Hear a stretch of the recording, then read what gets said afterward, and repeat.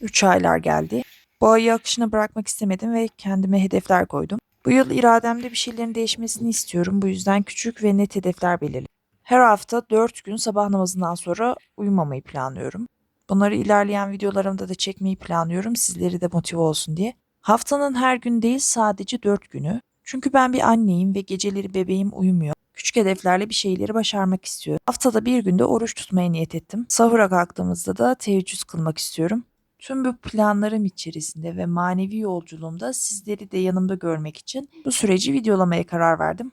Bu süreçte benimle birlikte olmak istiyorsanız kanalıma abone olmayı ve yorum yapmayı unutmayın.